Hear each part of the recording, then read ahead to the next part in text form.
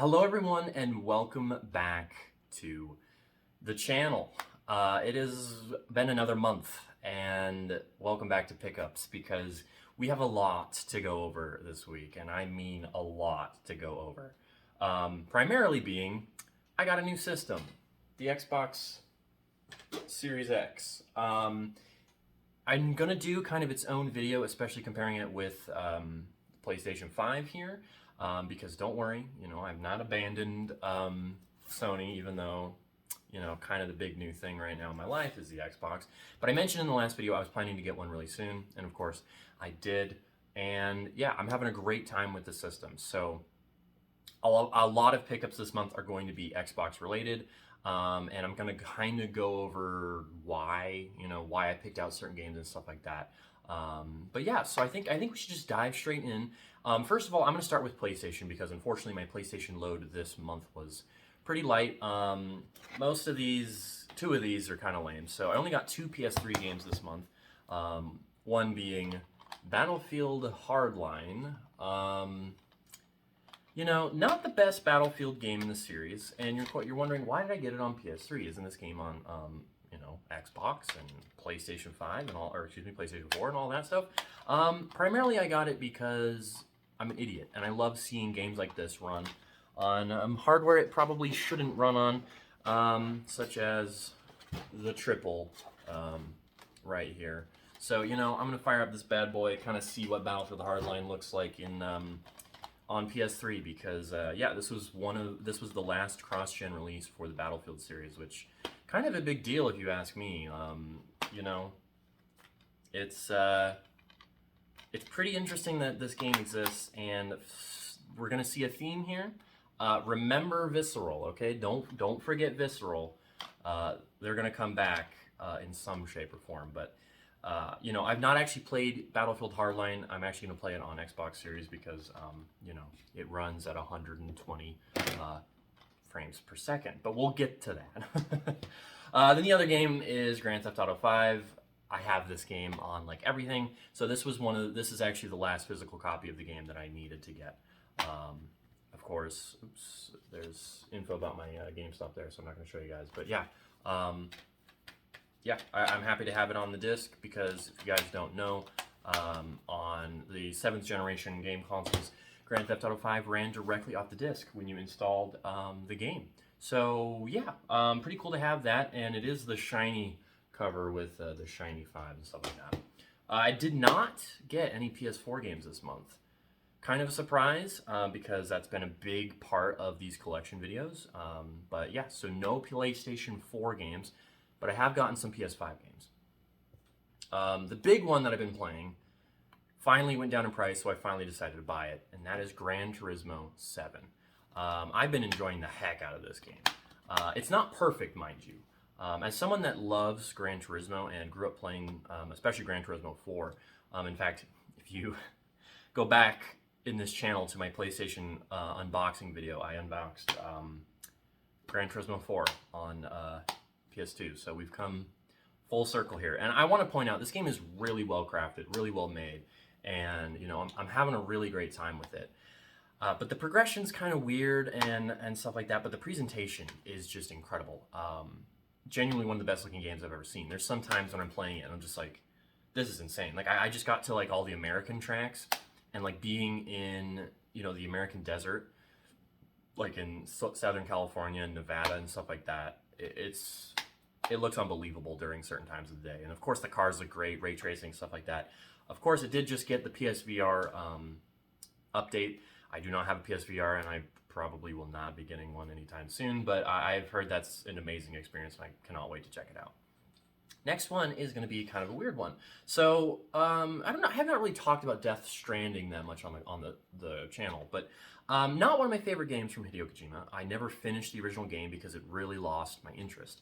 I can appreciate a lot of what this game does, but for me, it kind of fails to connect.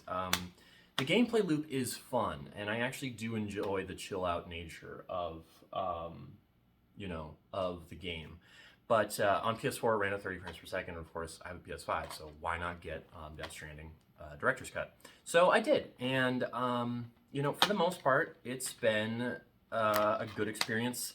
However, it absolutely has one of the worst upgrade processes I've ever seen for a game.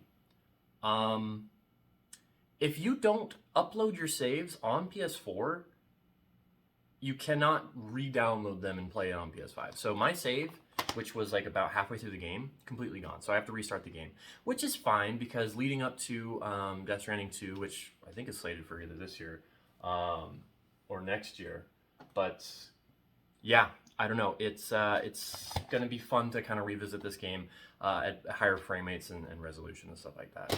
But yeah. All right, moving on to Xbox One.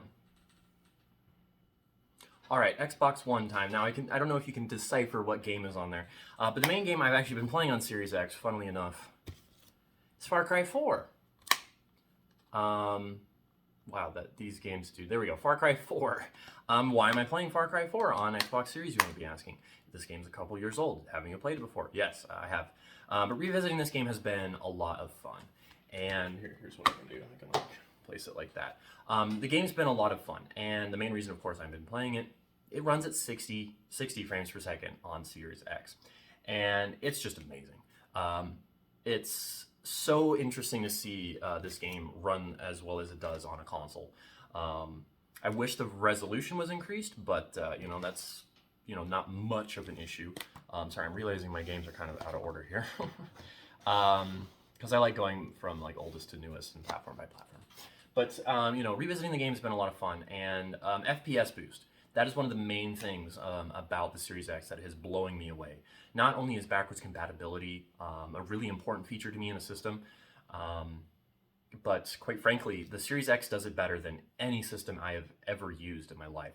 PlayStation 2 is up there, and unfortunately, PlayStation 5 looking a little less enticing backwards compatibility wise. However, it is kind of funny because if you guys remember, Assassin's Creed Syndicate has tons of issues on PS5 running backwards compatibility with the PS4 version, and you know, it's a shame, but they're actually updating it, which is really cool to see, and I hope that we can see other improvements to the game.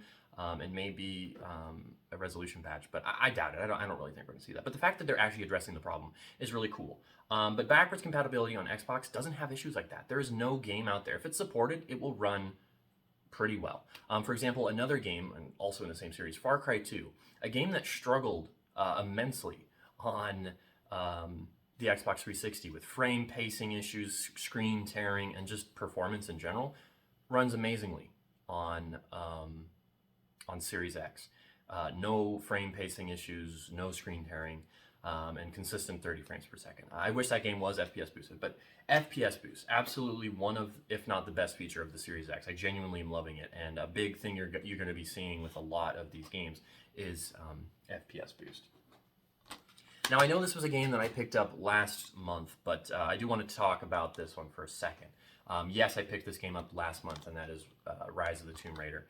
But, you know, this is, like I said last video, this is one of my favorite games of all time. And it's one of the best games that was exclusive to Xbox for a while. And the game runs great on Series X. It's just a technical showpiece, I think, for any system, be it the PS4 version running on PS5 or PS4 Pro and stuff like that. But, you know, just a great game, and I just wanted to kind of shout it out for another second and give it a little more time to shine. Really, really solid game. All right, moving on to some more Xbox games. I've also been kind of knocking out Xbox exclusives, so to speak. So, Sunset Overdrive, funnily enough, developed by Insomniac, who you may know as developers of Spider-Man and Ratchet and Clank, and the Resistance series. So, yeah, that was Resistance. Really cool game. I've played this before, I just never had a physical copy, and because it goes for super cheap, I thought I'd pick it up. So, yeah, here we are, Sunset Overdrive, really cool game. Unfortunately, is not FPS boosted or doesn't have any enhancements on Series X, but it's still worth owning, and I got that Day 1 sticker. Speaking of Day 1 stickers, this is a game that I've played and have played since the launch of the Xbox One back in 2013. But that is going to be Rise Son of Rome, and I have no idea how this is going to show up on the camera because it's super shiny. But this is Rise, Son of Rome, and this is the Day 1 edition. So for those of you that don't know, when the Xbox One came out, they had this thing called Day 1, where if you got the system on Day 1, not only did your controller have like a Day 1 marking on it, but so did the games. And so it's pretty cool in my opinion. The other one being Dead Rising 3, which we will talk about in a moment here. But Rise, Son of Rome, developed by Crytek. Now, Crytek is well known for their technical prowess with their engine, CryEngine. And so, in a lot of ways, even though this game isn't great, it was one of the best showcases of what the Xbox One could do. Even though the hardware was anemic and far less powerful than the PlayStation 4, Xbox One still came out of the gate with a very strong technical showpiece. Two, actually. Forza Motorsport 5 and Rise, Son of Rome. And, you know, the PS4 had some pretty good launch titles as well, like Killzone's Shadowfall. But in my opinion, even though the Xbox One's launch quality-wise wasn't that great, it actually had a far more interesting layout of technical showpiece for the system. For example, Knack, right? That was also a launch title on PS4. You know, pretty good game, but also not necessarily a really good technical showcase. And I don't know if this is maybe Xbox bias and nostalgia talking, because I remember playing this game when it came out and just being like blown away by it. The game itself is not very good. In fact, it kind of sucks. It is not great, but the actual like technical achievements in this game are really impressive. The motion blur is really good. It's 30 frames per second. Not a good 30 frames per second, mind you, on Xbox One, but on Series X, runs great. Rise, Son of Rome, hard game to recommend, but if you're a collector, it is definitely worth picking up, especially because it's like a $5 game. All right, we are moving back to the Battlefield franchise. Yeah, Battlefield Hardline. I've just been collecting a lot of the Battlefield games because I've never owned really any of them physically, so except for like 4. But yeah, Battlefield Hardline on Xbox One. This game is FPS boosted to 120 frames per second. That's insane. And it runs great, mind you. And so does Battlefield 4, which I also tested out, which I do not have a physical version of, even though it goes for like $3, so I should probably just buy it. You know, like I've said, I haven't really dived too much into this game. I played the campaign for like 5 minutes just to kind of test out the 120 hertz mode, but 120 hertz, they are killing it. I wish Sony would take advantage of 120 hertz with backwards compatibility. I know it takes effort, and I know no one plays backwards compatible games, but I mean, come on, it is an amazing feature. It future-proofs your games. Revisiting Battlefield Hardline, I mean, it's amazing. It's on Game Pass, so like the amount of people checking it out, yeah, I don't know. I think it's just such a great feature and something that the system just does so well. Moving on, this is a game I've played, but I never had it physically. And that's going to be Gears of War Ultimate Edition, which is a remaster, remake, if you will, of the original Gears of War from 2006.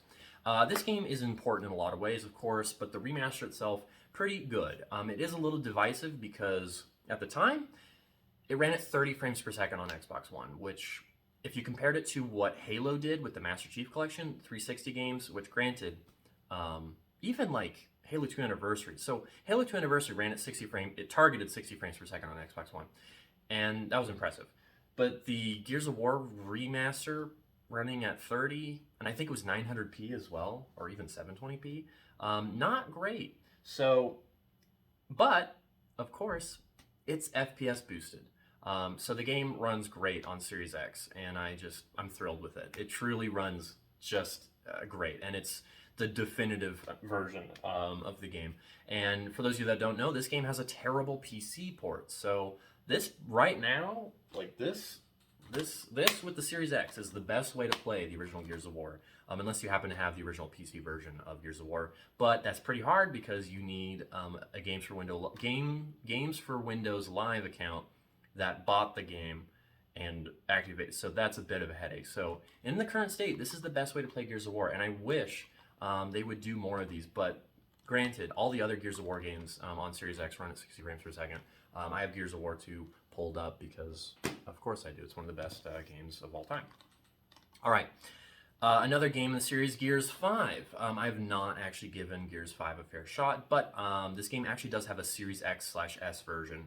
So when you stick this game in, it uses smart delivery to give you the upgraded version of Gears 5.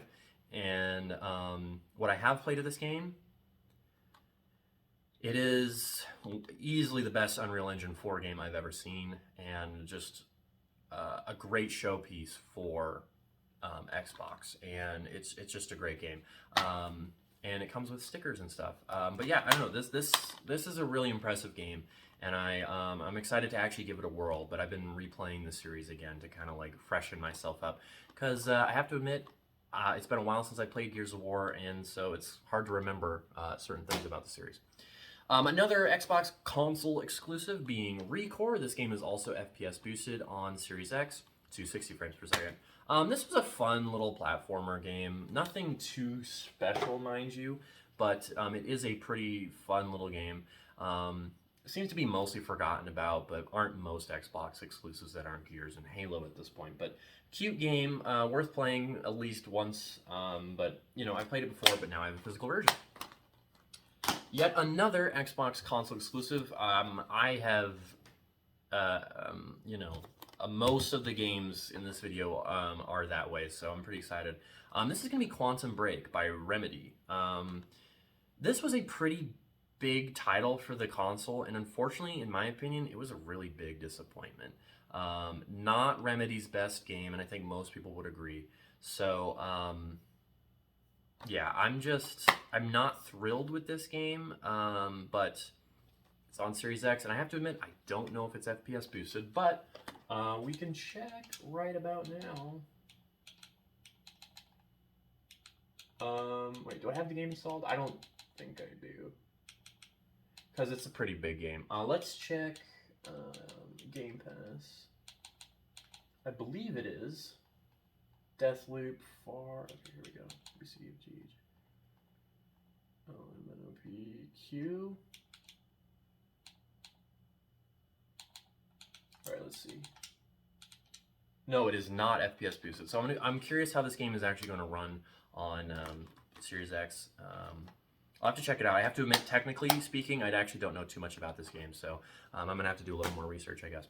All right, one more console exclusive, and another being a launch title. Dead Rising 3. This is a pretty big get, and actually at the time of the Xbox One's release, this was probably the most critically acclaimed game at launch. And this is a really good game. For some, it is actually their favorite Dead Rising title, with a really interesting like grunge feel to it that the other games don't have.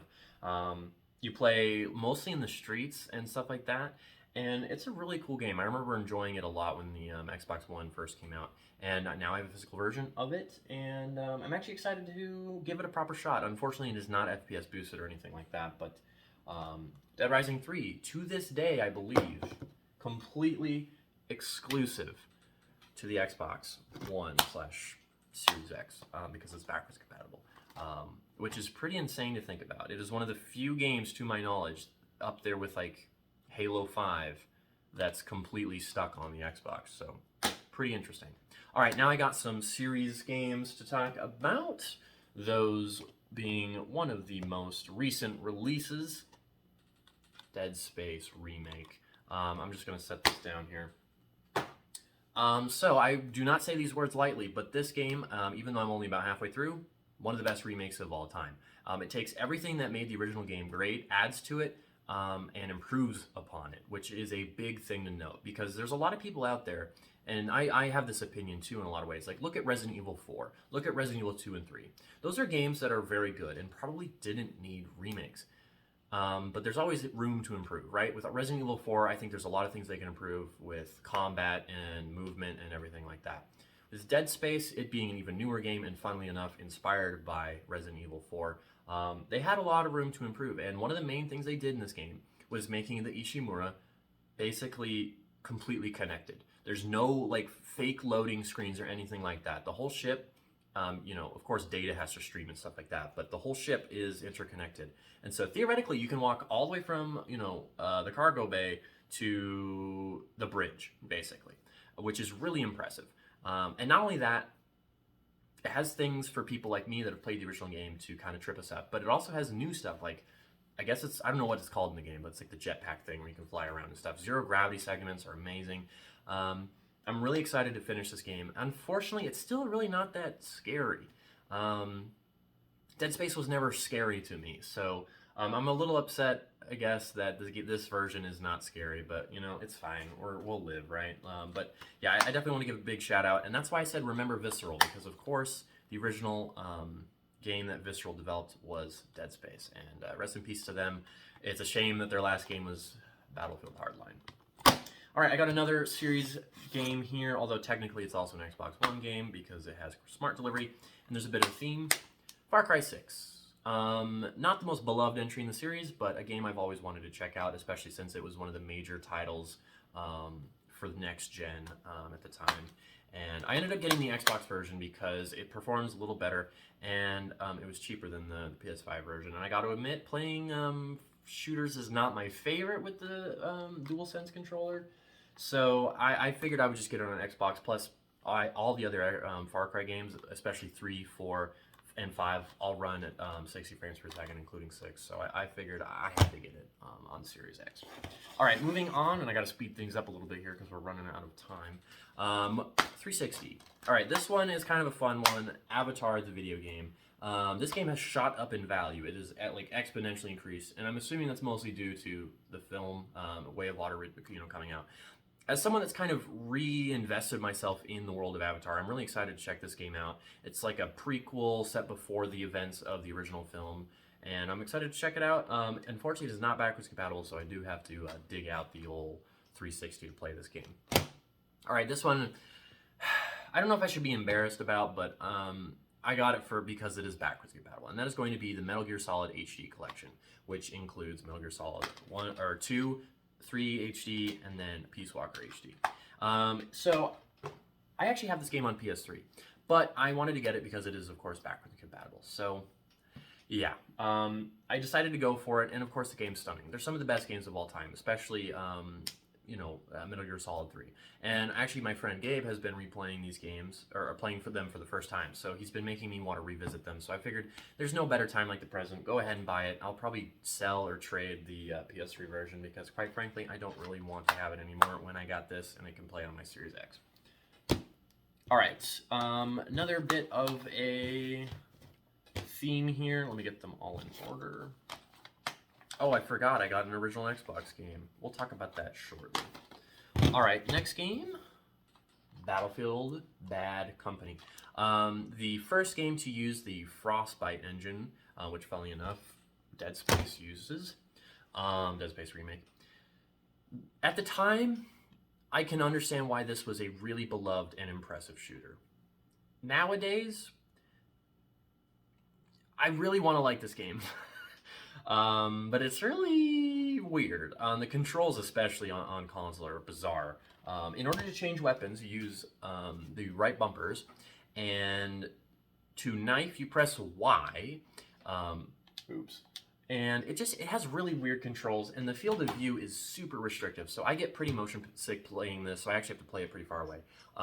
It's backwards compatible in series. I decided to give it another shot, but yeah, it still kind of makes me motion sick. But thankfully, the sequel, Bad Company 2, is a major improvement. The controls are a lot more streamlined and feel a bit more modernized, and it's just kind of a better game overall. Not only is the single player better, but the multiplayer is better. And funnily enough, people are still playing this game. Still. I booted it up like 3 days ago. People are still playing the multiplayer in this game, which is super impressive. It goes to show that a very well-crafted game can live well past its prime, and people will still play and enjoy it. Battlefield 3, I never owned a physical version of this game, but it was, of course, a very legendary game, especially when it comes to Electronic Arts. Battlefield 3 was just a smash hit at the time. Funnily, it was a technical showpiece, even with the aging hardware. The Frostbite, I believe, it was Frostbite 2. And so this game just is a great time. The campaign is whatever, but the multiplayer is really where it's at. And like with Bad Company 2, people are still playing this game. It just, again, it goes to show DICE really was kind of on their A game in this stretch of time, from like Bad Company 2 to even Battlefield 1. They were on a really good streak, even though they had issues with launch. Like this game had issues on PC because you had to use Battle.net, which you could only access through a browser, which in 2011 was asking a lot for some people. So yeah, it wasn't the most ideal launch, but their games have always improved, and like we're seeing with 2042, you know, they can pull themselves out of a rut. So let's hope they can do it with 2042. All right, so next game is going to be Portal 2. I've always wanted a physical version of this game. It's one of the best games of all time, so I figured I'd have a physical version. It is not FPS boosted on Series X, but it is X enhanced because it got enhancements on the Xbox One X, which means it runs at 4K, and they actually improved certain things like texture filtering and shadow maps and stuff like that. Great game. I just wanted a physical version of it. Super cheap. Decided to get it. Portal 2 is just fucking awesome. I mean, I like Portal 1 better. It is not my favorite Valve game, but Portal 2 is pretty awesome. I'm keeping the orange box in my sights at the moment because that game is also X enhanced. All right, Darksiders. This is a game series I've never touched. It's been recommended to me here and there, so I decided I would finally check it out. I have to admit, I don't really know much about Darksiders, but it's kind of always been under the radar for me. But this game, of course, is XPF. Wow, it's been a long video. It is FPS boosted on Series X, so I decided to give it a shot. And it has this really cool shiny cover, so I decided to buy it. All right, original Xbox game time, and unfortunately, I don't know much about this one, and the sticker is still on it, so that's kind of embarrassing. This game is Iron Phoenix. This is like a fighting game, beat 'em up RPG from what I can tell. And unfortunately, it seems like this game is a little stunted now at this point because the Xbox Live support is gone, so you can't really experience the game in its true glory. But due to the luxury of modern day with stuff like X-Link Kai, you know, the game still kind of lives on. So I might check it out at some point. And of course, I'm a big fan of that only on Xbox sticker, so I had to pick it up. I really know nothing about this. I literally only grabbed it because of that sticker. So yeah, that tells you a lot about me. All right, last game to talk about today. What's it going to be? Well, none other than Metroid Prime Remastered. I could sit here and talk about this forever, but I won't. This is by far one of the most impressive releases on the Nintendo Switch to date, and I don't say that lightly. Technically speaking, it is easily one of the best outings I've seen on the Switch, but it's also, especially by Nintendo standards, a very good remaster. It borders on remake as well, just due to the level of quality care that went into remastering the visuals and textures and stuff like that, and the amount of control options is insane. They really went above and beyond with this release, and I'm really glad because there was a lot of worry that they were just going to kind of slapdash port it and that would be it. But no, the fact that this game is as good as it is, and it got a physical release, is kind of amazing. And I'm hoping they do 2 and 3 down the line. They may or may not, who's to really say, but this is one of the best outings I've seen from the Switch, and it goes to show Retro's still got it. This game holds up still to this day. This game came out almost 12 years ago at this point. And it is still one of the most engaging first-person exploration games I have ever played. And I don't say that lightly. Genuinely, it is such a great time. While I may prefer other shooters that released the same year, like Halo and Combat Evolved, Metroid Prime is still a really damn good game. And even though I keep saying, there's like a bunch of asterisks to this, but you know, even though I prefer 2D Metroid instead of three-dimensional Metroid, this is still a really fucking good game. The boss design is a little questionable, but again, it was 2001. I mean, that point in time in the industry. Wait, did I just say this game is 12 years old? 22. Oh my god, 22 years old. That's insane. But the time between basically this game, you know, the original game, and now is about the time between the NES and now. Give or take. We've come a long way, but this game aging as well as it does and getting a definitive version, pretty insane. But that's going to do it for me, folks. Usually I like to try to stack up the games at the end of the videos, so let's see what I can do here. I don't know how well this is going to go, so bear with me. hopefully I'm not forgetting anything, because I noticed there was one month where I actually did forget something. Do not worry, I will be doing a video on the Series X at some point, so do not fret. But yeah, these are my video game pickups for the month of February 2023. Thank you so much for watching. I hope you enjoyed the video. If you did, please like and comment down below. Let me know, did you pick up anything cool this month? Did you get a new system? Did you get some cool games? What new releases did you pick up? Wild Hearts, Atomic Heart, games like that. Let me know if you picked anything up down in the comments below. And as always, stay strong, everybody.